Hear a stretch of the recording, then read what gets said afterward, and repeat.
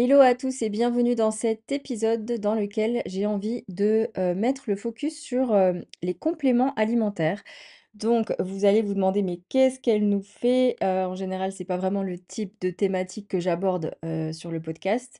Mais en fait, comme j'ai, vous le savez sûrement si vous écoutez le podcast, une vision holistique de l'être humain, c'est pas un mot valise que je jette comme ça pour faire beau et pour faire partie d'un monde du développement personnel avec beaucoup de termes un peu galvaudés, c'est vraiment une réalité, c'est-à-dire que l'ensemble de l'humain est important pour moi parce que, par exemple, en coaching, quand je suis des personnes, des femmes notamment sur plusieurs mois, il y a des séances qui vont être qui vont être plus, pas violentes, mais je sentirai beaucoup plus de tension ou, il y aura un peu plus d'émotions vives et cetera et en fait, en général, à chaque fois que je pose la question aux personnes, à mes clientes, elles vont me dire que, par exemple, elles sont en plein SPM, en syndrome prémenstruel. Donc ça fait partie d'une vision holistique de l'humain parce que au final, ça va venir teinter, une séance de coaching, par exemple. Et puis si quelqu'un est vraiment, au bout du rouleau, ça va être important de revenir sur les piliers de la santé que vont être, par exemple, la nutrition, le sommeil, est-ce que la personne mange bien? Est-ce que la personne dort bien? Est-ce que la personne s'hydrate? Et cetera. Ça paraît être des basiques, mais qui sont essentiels aussi pour notre mieux-être.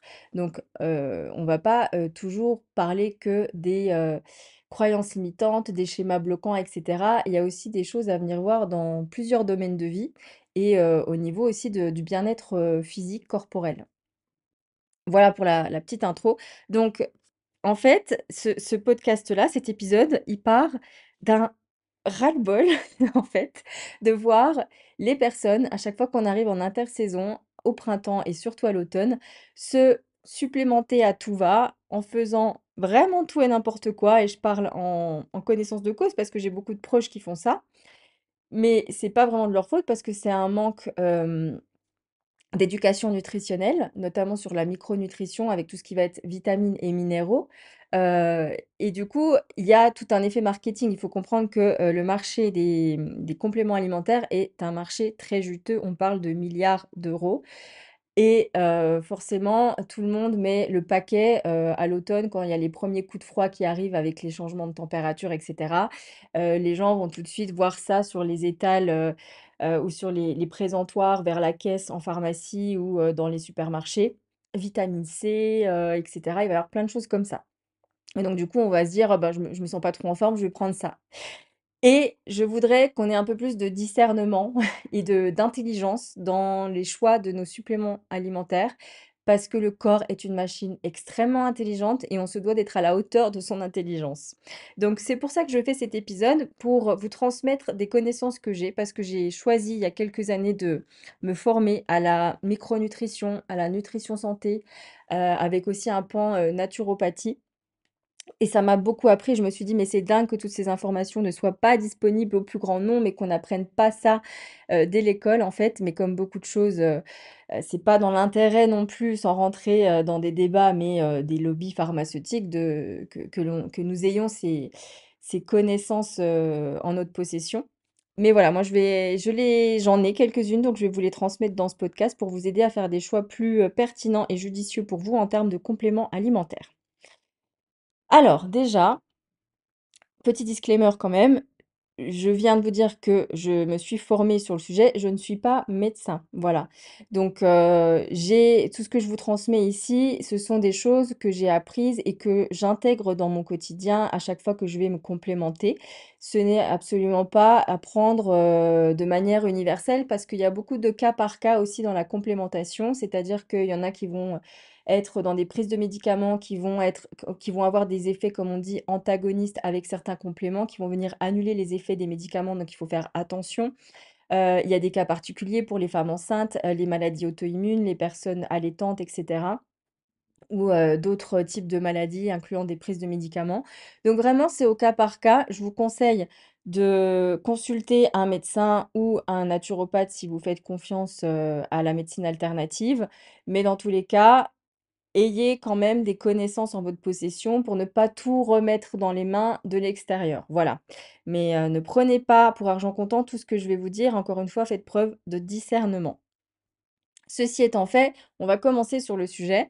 Donc, comme son nom l'indique, complément alimentaire, on a le mot complément. C'est pour venir complémenter une alimentation qui, de base, devrait être une alimentation santé. Or, aujourd'hui, on fait du mieux qu'on peut, certes, déjà en termes de connaissances, de budget, et puis heu, d'émotions parce on vit dans une société où il y a énormément de stress. Notre corps a énormément de stress oxydatif avec les réseaux sociaux, avec, le travail, toutes les nouvelles qu'on peut avoir si on a tendance à se nourrir à chaque fois de, nouvelles, négatives à travers les médias, la télé et cetera. Il faut faire attention à la manière dont on se nourrit sur tous les plans dans la vie de manière générale et donc, il y a aussi tout un pan, de l'appauvrissement des sols, voilà, avec, la surpopulation qu'on est aujourd'hui, l'industrie agroalimentaire produit en masse, ce qui conduit et a conduit au fil des années et des siècles à un appauvrissement des sols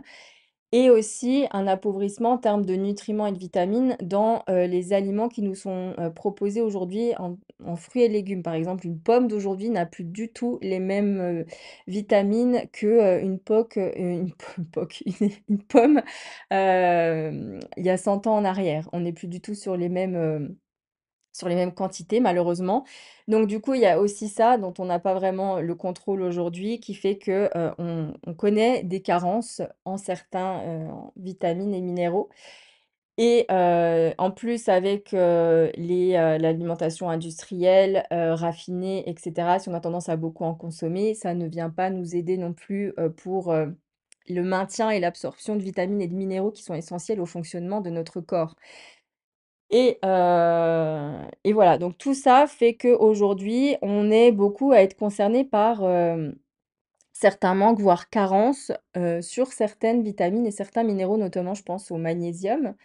On entend aussi parler beaucoup l'hiver de la vitamine D, parce que voilà la lumière du jour est moins disponible et plus réduite, donc forcément on est moins exposé au soleil et puis il y a beaucoup de gens qui travaillent, dans des locaux, fermés sous des néons artificiels. Tout ça est très mauvais bien sûr pour notre santé. On a besoin de s'exposer, au soleil en fait, en ayant pareil une intelligence là-dessus. On ne parle pas d'aller se cramer sous les rayons, du soleil, on parle de s'exposer à la lumière du jour.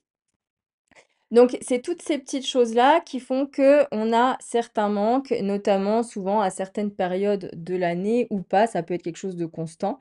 Et donc, comme ce sont des compléments alimentaires, on est censé avoir déjà une base au niveau de la nutrition, parce que la meilleure forme pour assimiler les vitamines et les minéraux, ça va être la forme naturelle à travers les aliments.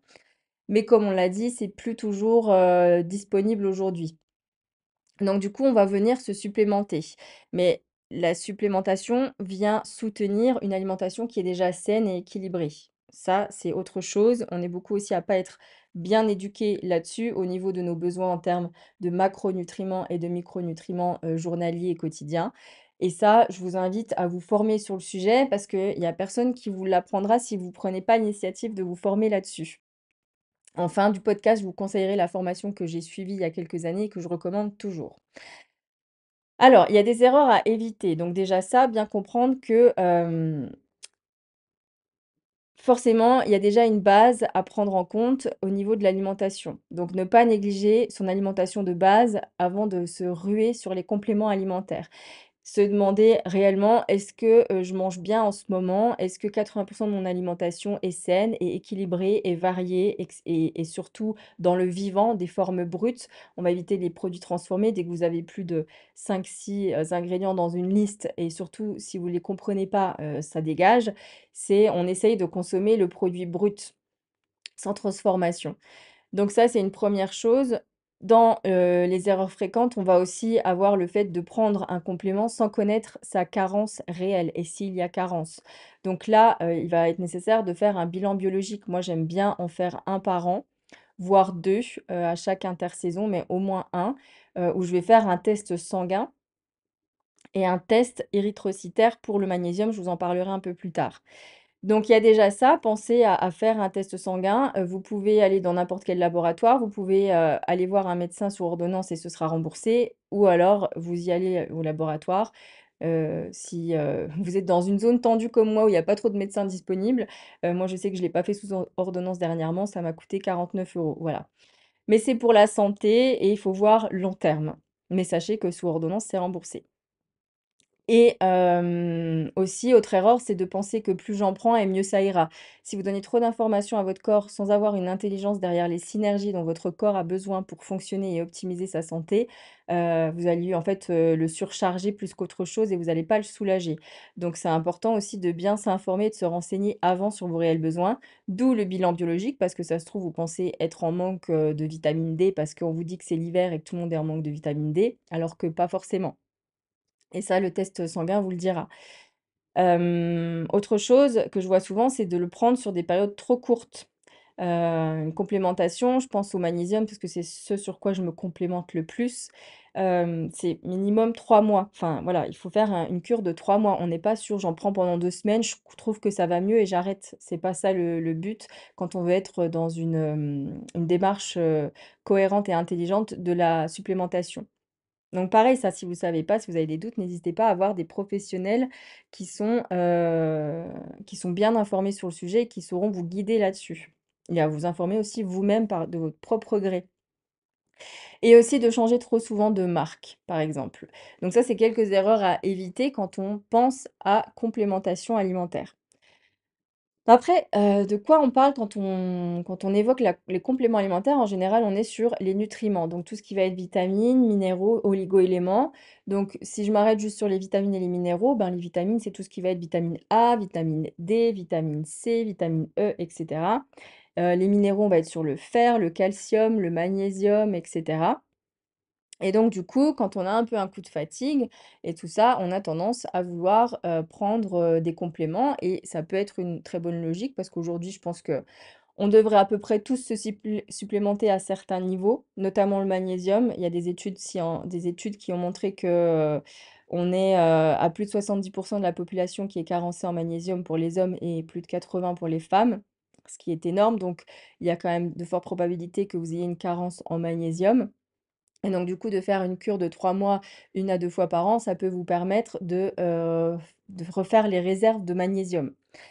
Hem, donc je vous ai évoqué un peu plus tôt, les prises de sang. Pour le magnésium, je veux faire une petite aparté qui est quand même très importante et que peu de gens savent et je m'en suis rendu compte dans le dernier laboratoire même où j'ai fait mon test, c'est que, on a tendance du coup à faire une prise de sang et analyser les données avec un test sérique, donc le test dans le sang.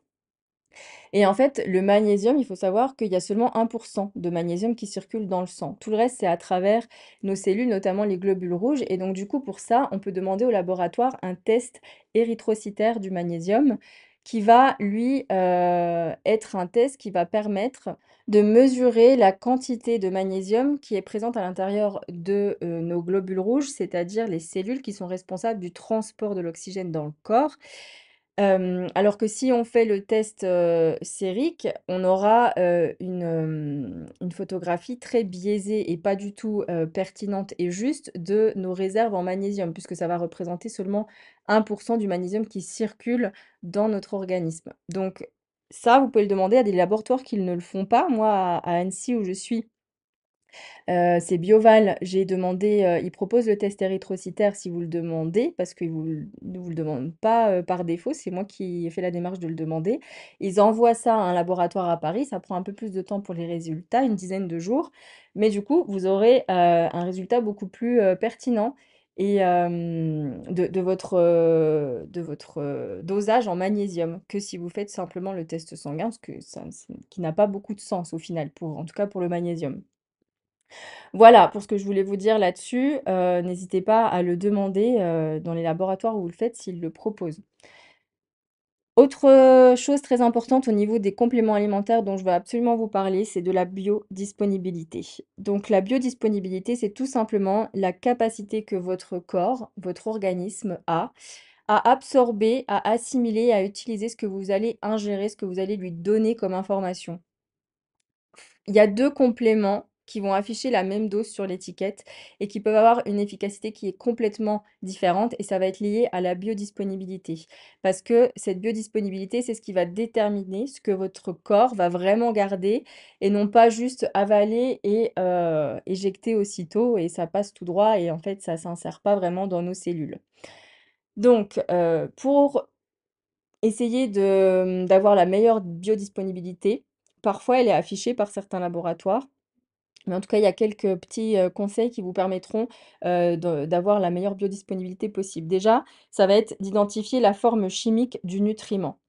Par exemple, je vais prendre le cas du magnésium parce que c'est ce sur quoi on supplémente le plus là, au moment où je vous sors, l'épisode du podcast et on est en automne. On va éviter certaines formes de magnésium, notamment le magnésium marin, qui est souvent, proposé, dans les Biocoop, dans les magasins bio, qui va attirer, par, son côté naturel, mais qui en fait va être très peu assimilé par l'organisme du fait d'une faible biodisponibilité. Ça va être pareil pour la forme, du magnésium, qu'on appelle l'oxyde ou l'hydroxyde de magnésium. Donc on va plutôt aller privilégier des formes, chimiques du nutriment qui vont être mieux assimilées comme pour le cas toujours du magnésium, le citrate, le malate, le pidolate, le gluconate et cetera. Donc pareil, ça j'ai tout appris ça dans ma formation et c'est des choses sur lesquelles vous pouvez, vous renseigner. Aujourd'hui sur internet, je pense qu'il y a, full de d'informations à ce sujet. Faites toujours attention aux sources évidemment, mais vous pouvez aussi de votre propre gré, trouver ce genre d'informations. Donc le type de magnésium, il va toujours être indiqué sur la boîte. On retrouve souvent de l'oxyde de magnésium, de ce que j'ai pu voir dans les supermarchés et cetera. Hem, voilà, sachez qu'il est très peu assimilé, donc ça sert à rien de le prendre, à part pour avoir un effet placebo, on va dire, et privilégier plutôt les formes qui vont être mieux assimilées. Autre chose, vous allez pouvoir chercher les données scientifiques du fabricant, parce qu'en général, les bons laboratoires, ceux qui sont sérieux avec des formulateurs scientifiques, ils vont indiquer la forme brevetée ou ils vont, mettre une fiche technique, un certificat d'analyse, hem, disponible, tout de suite avec, le complément que vous recherchez. Et aussi, il va y avoir la forme du complément qui va entrer en jeu. C'est ce qu'on appelle la galénique. Si on est sur une forme liquide en poudre ou une gélule végétale, c'est très bon signe. Par contre, si on est sur de l'effervescent, comme il y en a beaucoup pour la vitamine C notamment, ou une gélule dure, là, je vous conseille de fuir. Pareil, s'il y a des ingrédients que vous connaissez pas, si vous semble y avoir aucune logique dans la liste d'ingrédients, heu, ne cherchez pas plus loin. L'essentiel, c'est en fait que vous ayez la forme chimique sur le complément. Il y a des synergies qui sont faites des fois avec de la vitamine B, par exemple pour le magnésium. Parce que c'est de la logique, il y a des cofacteurs. L'organisme, c'est une synergie. Notre corps, c'est une synergie qui a des éléments codépendants pour pouvoir fonctionner, être mieux assimilés. Les cofacteurs, c'est vraiment les autres nutriments qui vont être nécessaires pour optimiser le fonctionnement du nutriment en question que vous allez prendre. Tout fonctionne ensemble. Hem, voilà et aussi magnésium et vitamine D qu'on retrouve souvent. Vitamine D, elle peut être associée aussi à de la vitamine C. Enfin bref, il y a plein de cofacteurs comme ça, qui sont importants à prendre en compte. Il faut qu'il y ait une logique aussi dans la formulation, du complément que vous achetez. Voilà, si je vous dis tout ça, c'est pour que vous évitiez de vous supplémenter à tort et à travers en suivant des tendances qui sont juste des effets marketing en fait et un peu de la hype, surtout sur les réseaux sociaux. Parce que vous n'en avez peut-être pas besoin, ou c'est peut-être pas, une forme, chimique qui est, suffisamment biodisponible pour que votre corps l'assimile. Ça, c'est important vraiment de regarder tout ça. Une fois que vous avez trouvé un laboratoire et une marque qui vous conviennent, n'hésitez pas à rester dessus. Alors, contrôlez toujours de temps à autre que la qualité est toujours au rendez-vous, mais si vous avez une bonne marque, je vous mettrai des laboratoires qui sont fiables dans, la description du podcast. Bah, n'hésitez pas à rester dessus, surtout si vous et ayez confiance aussi à vos ressentis physiques une fois que vous commencez un complément. Moi, je vous dis par exemple, là, j'ai commencé, une cure de magnésium. J'ai fait des tests, il y a quelques semaines et c'est le jour et la nuit. J'avais, une paupière qui tremblait. Alors, c'est peut-être pas toujours le cas, mais en tout cas, je sais que pour moi, en général, c'est que je commence à être dans l'épuisement et à avoir un manque de magnésium. C'est parce que ça fait des années que je connais bien mon corps là-dessus et que je fais des tests, donc je sais. Mais du coup, je dormais très mal aussi depuis que j'ai commencé les compléments. Là, je dors comme une marmotte. Je l'ai dit à une copine encore hier, je lui ai dit: «Mais là, je dors tellement bien en ce moment» et je pense bah, voilà, il y a une cause à effet avec la prise de magnésium. J'avais aussi, une baisse de mémoire ou une baisse d'acuité visuelle. Là, je sens que ça revient aussi. J'étais hypersensible au maximum. Là, c'est beaucoup plus, stable, mon côté émotionnel. Donc pour moi, il y a un lien avec ma prise de magnésium et donc du coup, ça fait du bien. Mais c'est vraiment au cas par cas et individuel et faites vraiment attention, aux inhibiteurs. C'est ce qui va annuler aussi, les effets, des nutriments que vous prenez et je le répète encore, s'il y a des prises de médicaments, renseignez-vous auprès de votre médecin, c'est hyper important. Voilà, ne faites pas n'importe quoi avec les compléments alimentaires et dans le doute, commencez déjà par, regarder votre assiette et à ne pas hésiter à utiliser les micronutriments parce qu'on a tendance à faire des assiettes où c'est cool, il y a, les protéines, les lipides, les glucides, mais on n'ajoute pas, la petite huile, de lin ou, les petites, des petites graines ou je ne sais pas quoi qui vont nous faire du bien, des noix, par-ci par-là. Hem, je sais pas moi, par exemple, j'ai appris dans ma formation que, 2 noix, du Brésil par jour permettent de nous donner les apports en sélénium, journaliers. Donc ça, c'est des petites choses à savoir et ça nous coûte rien de les rajouter par-ci par-là. Alors, est-ce que c'est un budget? Oui et non, parce que du coup, une santé, carencée pendant des années, ça va coûter cher sur le long terme, forcément parce qu'on risque de tomber malade ou d'avoir des problèmes articulaires ou je ne sais quoi. Donc du coup, il faut toujours essayer de penser au moment présent et de se dire: «Bon, ben, j'achète ci, j'achète ça et je sais que c'est bon pour ma santé et par contre, bah, j'évite de me complémenter, je fais des bilans sanguins de temps en temps pour voir si ça change quelque chose» et cetera. Il y a toujours moyen, de privilégier sa santé et de faire de meilleurs choix au quotidien pour, optimiser le fonctionnement de notre organisme sur le long terme pendant des années et surtout de vieillir en bonne santé, ça c'est important. Voilà. J'espère que cet épisode vous aura été utile. J'aurais aimé vous dire tellement plus de choses et rentrer dans tellement plus de détails, mais ça aurait été trop long et ça m'aurait demandé énormément de préparation aussi et je fais avec le temps dont je dispose en ce moment. Mais, retenez ceci, que ne vous complémentez pas à tout va. Essayez de faire un bilan biologique avant à travers un test sanguin et un test érythrocytaire pour le magnésium. À partir de là, voyez si vous avez une carence, si vous avez besoin de vous supplémenter. Cherchez des laboratoires qui sont fiables. Je vous mâche un peu le travail en vous mettant, 3-4 laboratoires qui sont, sérieux dans la description du podcast et formez-vous sur le sujet si la santé est une valeur haute pour vous, elle passe énormément par la nutrition. Alors je vous ai dit que je vous confierai où je me suis formée. Moi, c'est avec la formation IJ Nutri de, Lisa Salis. Je vous mettrai le lien dans la description aussi. C'est vraiment une formation pépite. J'en ai acheté des formations dans tous les domaines depuis, 4-5 ans, depuis que je suis à mon compte. Si, je ne devais en acheter qu'une seule, ce serait celle-là. Vraiment, c'est, d'utilité publique. Tout le monde devrait connaître toutes les informations qui sont délivrées d'une manière complète, pédagogique. La vulgarisation scientifique dont Lisa est capable est incroyable parce qu'elle nous permet de mieux comprendre le fonctionnement de l'organisme et pourquoi on doit prendre tel macronutriment, telle quantité, pourquoi tel micronutriment, c'est hyper important. Moi, je suis quelqu'un qui a besoin de comprendre le pourquoi du comment. Donc pour ça, je suis hyper satisfaite avec cette formation. Elle est très dense. J'ai mis 1 an à la terminer. C'est vraiment une formation, il y a beaucoup d'informations et je regarde encore les vidéos chaque année par-ci par-là pour me réimprégner de tout ça. Donc, je crois que j'ai pas de code à vous proposer. Je vais quand même regarder avant de publier l'épisode. Mais vraiment, même si j'ai pas de code promo, je vous la recommande les yeux fermés, même si j'ai rien à y gagner au niveau de cette formation et ceux qui me connaissent depuis un moment et me suivent depuis longtemps sur les réseaux sociaux, vous savez à quel point je vous en parle de cette formation. Voilà. Eh ben, écoutez, je vous souhaite, une belle, semaine. Prenez soin de vous, prenez soin de votre santé et on se dit, à très vite pour un nouvel épisode.